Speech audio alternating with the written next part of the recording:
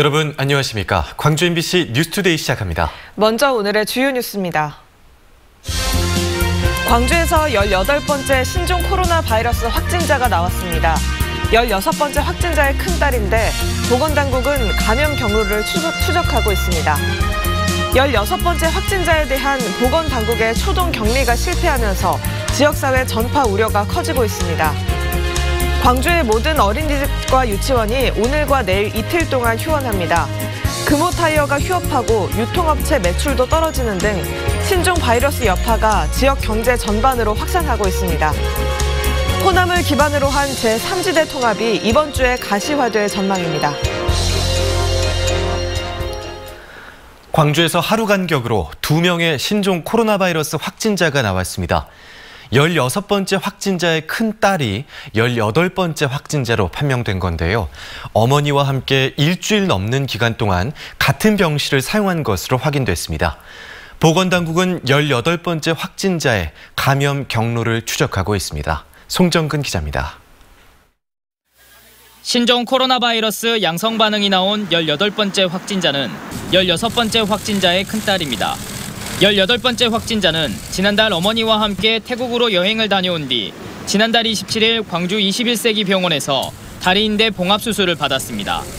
이후 큰딸의 간병과 본인 치료를 위해 병원을 방문한 16번째 확진자는 처음에 딸과 함께 1인실에 머무르다 이후 2인 병동으로 옮겨 8일 동안 함께 지냈습니다. 딸은 일주일 이상 계속 같은 공간에서 엄마랑 같이 있었기 때문에 두 번째 딸이 확진자가 되는 것은 어느 정도 예상을 했던 거고요. 갑자기 어머니의 상태가 악화되면서 신종 코로나 바이러스가 의심됐고 검사 결과 16번째 확진 판정을 받았습니다. 큰딸에게는 발열이나 기침, 폐렴 등 증상이 나타나지 않았지만 밀접 접촉자인 큰딸도 바이러스에 걸렸을 가능성이 높다고 판단해 실시한 검사에서 양성 반응이 나왔습니다. 질병관리본부는 18번째 확진자가 어머니와 함께 여행하는 과정에서 감염이 됐는지 아니면 병실에서 감염이 됐는지에 대해 역학조사를 실시하고 있습니다. 이 환자로부터 가장 같이 병실에서 계속 생활을 하셨기 때문에 가장 밀접한 접촉자이기도 해서 두 가지의 가능성이 다 있다고 보고 좀 더 조사를 해보도록 하겠습니다. 함께 태국 여행을 다녀온 16번째 환자의 남편과 둘째 딸, 아들은 바이러스 검사 결과 음성으로 나왔습니다. 나주에 거주하는 친정어머니도 여행에 동행했지만 별다른 증상 없이 자가격리된 상태입니다. MBC 뉴스 송정근입니다. 광주에서 발생한 16번째 확진자는 지금까지 드러난 동선을 보면 태국 여행길에 감염됐을 가능성이 높습니다. 이 환자에 대한 진료 과정에서 코로나 증상이 의심됐었지만 초동 격리에 실패하면서 지역사회 전염 우려가 커지게 됐습니다. 이계상 기자입니다. 신종 코로나 바이러스 16번째 확진자는 가족 5명과 함께 태국 여행을 다녀왔습니다.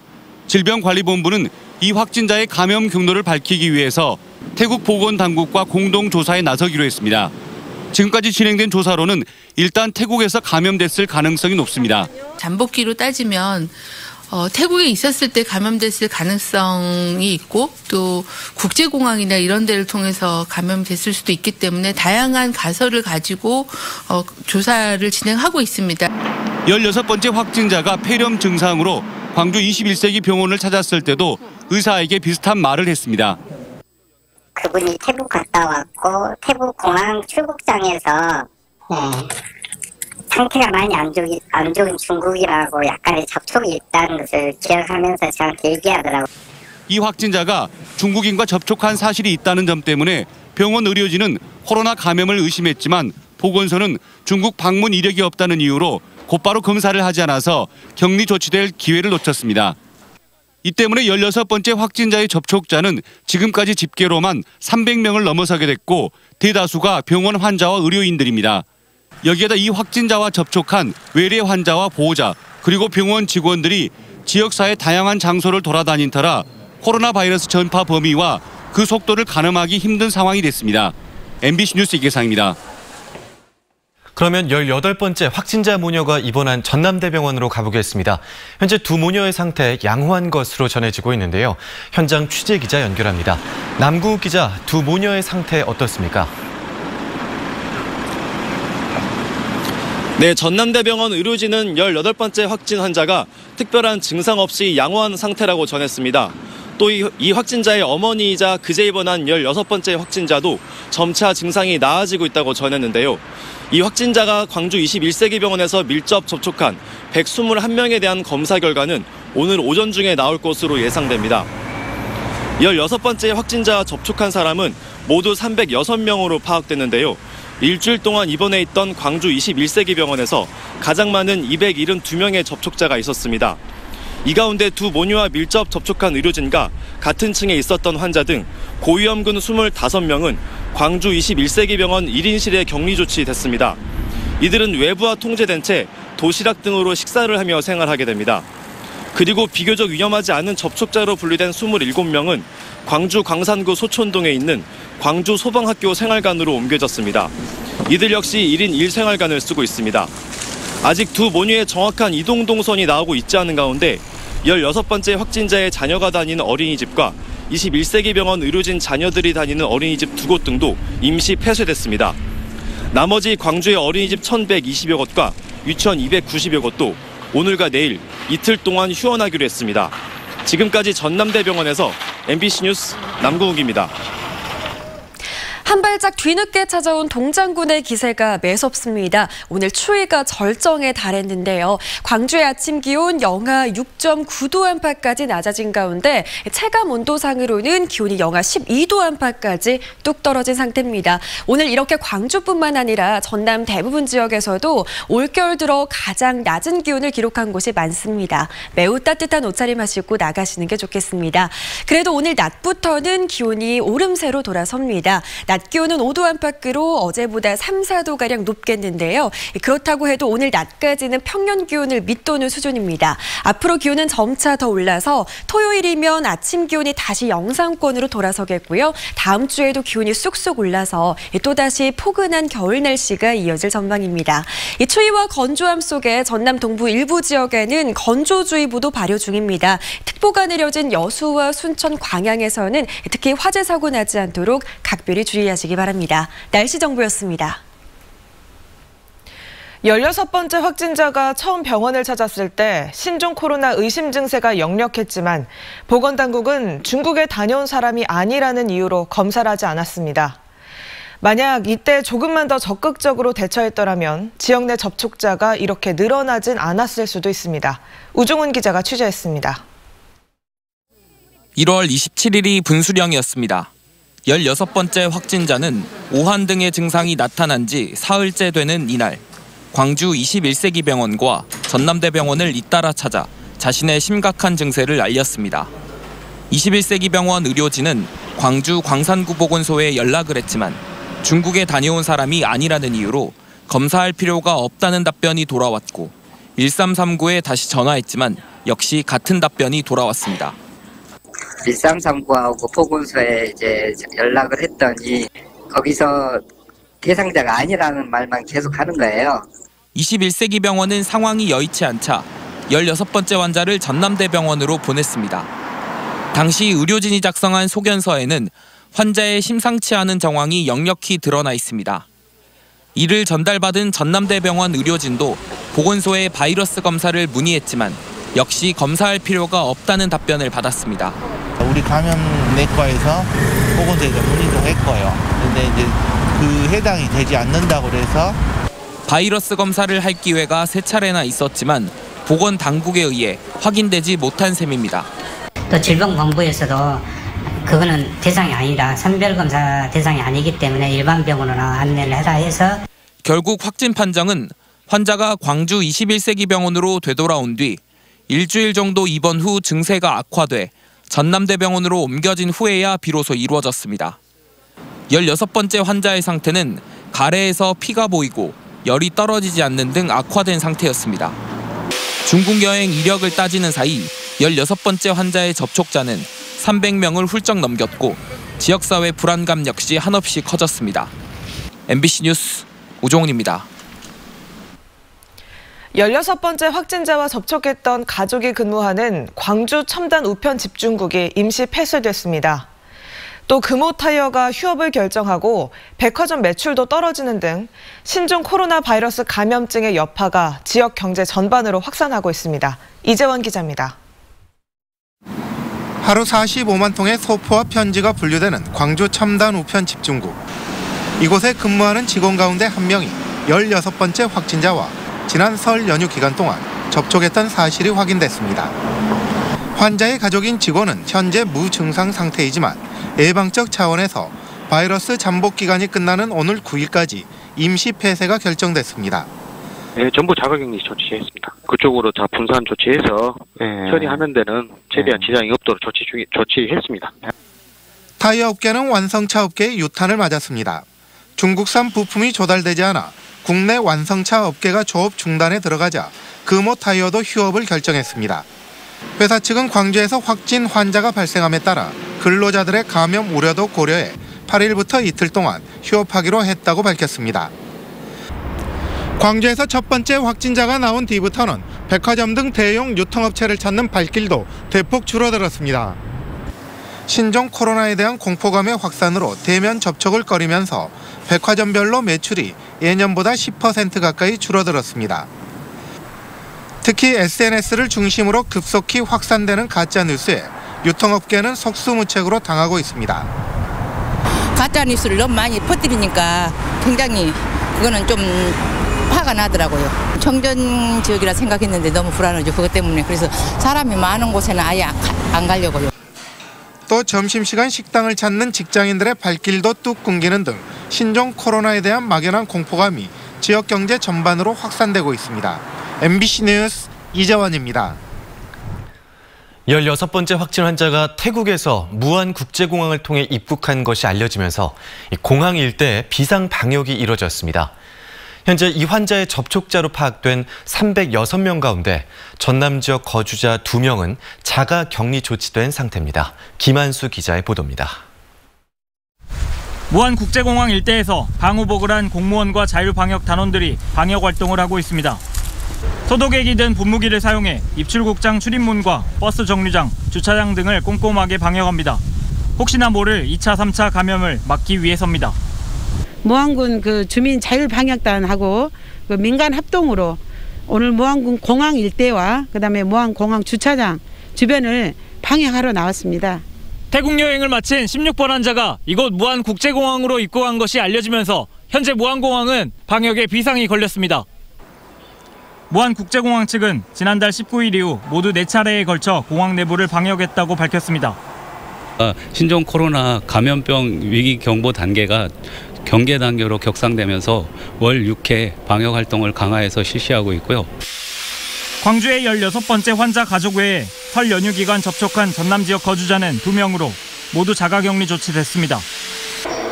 그러나 항공기에 동승한 탑승객과 승무원 등 172명은 잠복기인 2주가 지났고 확진자 역시 입국 후 6일 만에 발병한 만큼 감염 가능성이 낮아 격리 조치는 하지 않았습니다.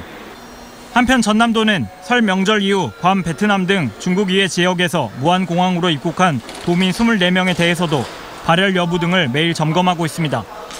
또 신종 코로나 감염증의 지역사회 확산에 대비하기 위해 역학조사관을 3명에서 23명으로 확대했습니다. MBC 뉴스 김한수입니다. 조선대학교가 1학기 개강을 2주 연기했습니다. 조선대는 신종 코로나 바이러스 확산을 막기 위해 다음 달 2일로 예정된 개강을 2주 연기하기로 결정했고 졸업식과 입학식도 취소했습니다. 중국 유학생이 많은 호남대학교도 1학기 개강을 연기하는 방안을 검토하기로 했고 졸업식과 입학식은 역시 취소했습니다. 16번째 환자의 신상 정보가 담긴 공문 유출 사건을 수사 중인 경찰이 공무원들을 상대로 최초 유포자가 누구인지 수사를 벌이고 있습니다. 광주지방경찰청 사이버수사대는 처음 문건을 작성한 것으로 알려진 광주 광산구 공무원들과 이 문건을 전달받은 것으로 알려진 광주시 공무원들을 상대로 정확한 경위를 조사하고 있습니다. 경찰은 유출자가 특정되면 형법상 공무상 비밀누설이나 감염병 관리법상의 비밀누설 등의 혐의를 적용할 예정입니다. 국내 여객선 5척 가운데 한 척은 건조된 지 20년이 넘은 노후된 선박인데요. 정부가 낡은 선박 교체로 조선 산업을 살리고 일자리를 창출하기 위해 8,200억 원 규모의 금융 지원에 나섭니다. 김영훈 기자가 취재했습니다. 목포권을 운항하고 있는 여객선은 25개 항로에 46척. 지난해에만 325만 명의 여객을 수송했는데 대부분 노후 선박들입니다. 국내 연안 여객선 가운데 건조된 지 20년 초과된 선박은 22%, 화물선은 68%에 달합니다. 새로운 선박으로 교체가 시급하지만 해운사 대부분이 영세하다 보니 신규 선박 건조가 쉽지 않습니다. 정부가 연안 여객과 화물 선박의 건조를 지원하기 위해 정책 금융 프로그램을 마련했습니다.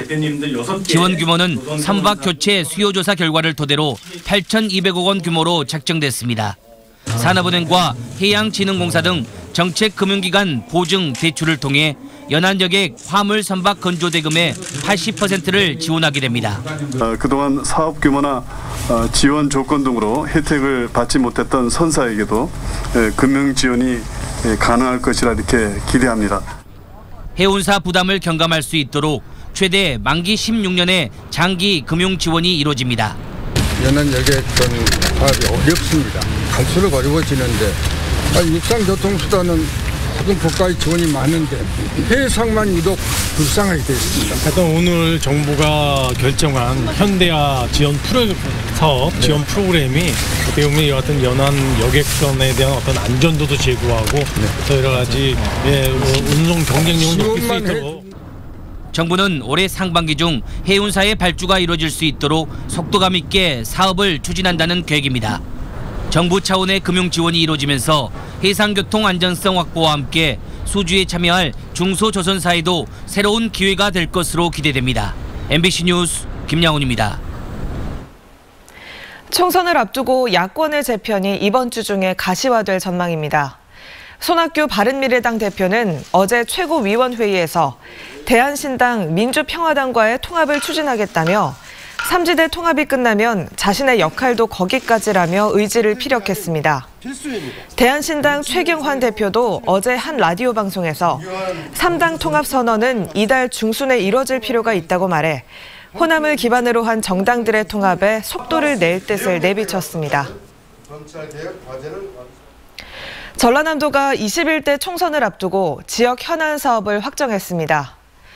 전라남도는 목포대 의과대 설치, 유엔 기후변화협약 당사국 총회, 4세대 원형 방사관 가속기 등 3대 사업의 반영을 우선 건의하는 등 모두 36개 사업을 선정해 각 정당의 총선 공약에 반영하도록 건의할 계획입니다.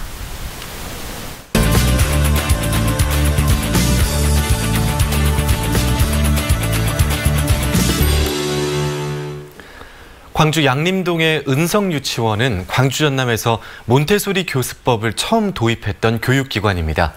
2년 전 개원 50여 년 만에 그 문을 닫았는데요. 그런데 최근 이 은성유치원이 특별한 전시로 다시 문을 열었다고 합니다.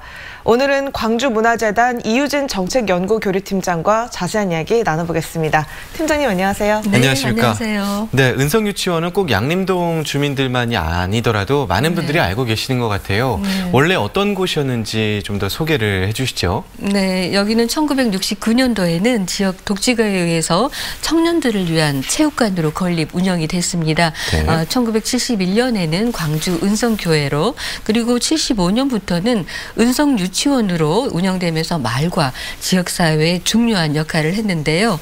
네, 지난 2018년도에 문을 닫게 되었습니다. 네. 그럼 지금 은성유치원에 가면 어떤 전시 만나볼 수 있을까요? 네, 양림동의 오래된 사진과 자료들, 특히 은성유치원 원장님과 지금은 어른이 된 원생들의 사진들이 함께 전시되어 있습니다. 네, 당시 생일 파티, 졸업식, 소풍 가는 모습 등이 볼 수 있는데요. 1회 졸업생이라면 아이 엄마가 됐고요. 20회 졸업생이라면 지금은 대학생이 되었고요. 30회 졸업생들은 지금 어떤 학생들이 되었는데요. 네. 일상 문화가 오롯이 전해집니다. 네, 이미 2년 전에 그러니까 문을 닫은 유치원인 거잖아요. 그렇죠. 지금 이런 전시를 하는 이유가 있을까요? 네, 양림 기억창고 프로젝트의 일환입니다. 말하자면 역사에 기록되지 않는 사람들의 목소리로 들어보는 마을의 역사, 공간이 축적한 기억을 수집하여 장소의 맥락을 잇고자 하는 건데요. 2017년에는 언제나 꽃처럼 피어있는 나의 고향을 부제로 주민들 기억 속 양림동에 대한 시선을 담았습니다. 두 번째로 이어진 이번 전시에서는요. 옛 공간에 대한 작별로서의 안녕, 그리고 새로운 공간을 맞이한다는 뜻의 안녕의 의미를 담아서 안녕 은성 유치원이라는 전시를 열게 됐다고 합니다. 네, 그러면 이 전시가 끝나면 이 공간은 어떻게 되는 건가요? 네, 사실 진정한 문화는 우리의 구체적이고 일상적인 삶의 시간들 틈에 있다고 하잖아요. 네, 특별할 것 없는 보통의 날들을 우리가 얼마나 풍요롭고 특별한 순간으로 느끼는지가 사실 중요할 텐데요. 이런 경험들을 틈틈이 채울 수 있는 어른들을 위한 유치원으로 5월 개원한다고 합니다. 유치원 이름인 은성을 따서 이응 시옷 유치원이라고 하는데요. 네, 이응 시옷은 또한 예술, 일상이란 의미도 담고 있다고 합니다. 네, 그러면 기억창고 전시도 계속 이어지는 건가요? 네, 그래서 전시장 한켠에 설문조사지가 놓여 있습니다. 네, 양림 기억창고에 여백을 채워주세요. 나와 마을의 일대기 작성, 마을 사진, 공모, 우체통 등의 내용인데요. 네, 지금껏 전시 과정 속에서 아직 듣지 못한, 그래서 담지 못한 양림동의 이야기를 꾸준히 담기 위한 거라고 합니다. 네, 이 양림동의 기억을 품은 전시 은성 유치원에서 만나볼 수 있습니다. 오늘 말씀 감사합니다. 네, 고맙습니다. 감사합니다. 네.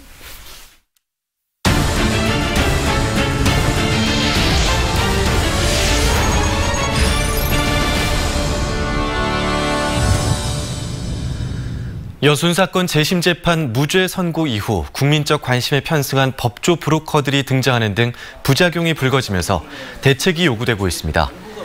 여순 사건 재심대책위원회는 전라남도와 도의회 그리고 전남 동부 6개 시군에 일원화된 피해자 접수 창구 개설과 법률 지원 대책 수립을 촉구하는 의견서를 전달했습니다.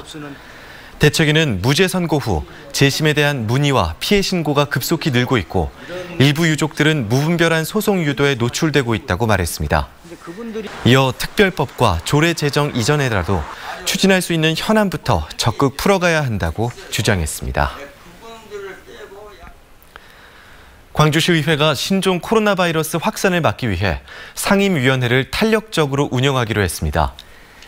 광주시의회는 광주시에 공문을 보내 상임위원회와 특별위원회에서 진행되는 2020년 주요 업무 보고에 관련 부서 실국장 등 최소 공무원만 참석하라고 요청했습니다. 특히 신종 코로나 바이러스 관련 업무를 맡고 있는 복지건강국 관련 공직자는 관련 상임위 참석을 자제시키고 현안 해결에만 주력해달라고 당부했습니다.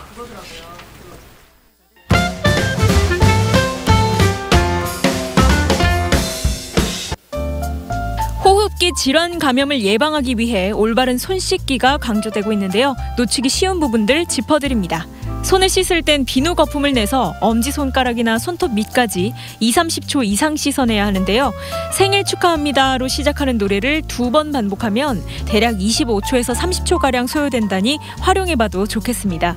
또 다 같이 쓰는 수도일 경우 꼭지를 종이 타올로 잠그면 좀 더 안전하게 이용할 수 있습니다. 다양한 해외 봉사활동을 진행해온 아시아 희망나무가 봉사자들을 위한 안전 매뉴얼을 발간했습니다. 35쪽 분량의 책자에는 위험한 지역과 필요한 예방접종 종류 등이 있고 위급 상황 시의 대처 요령도 담겼는데요.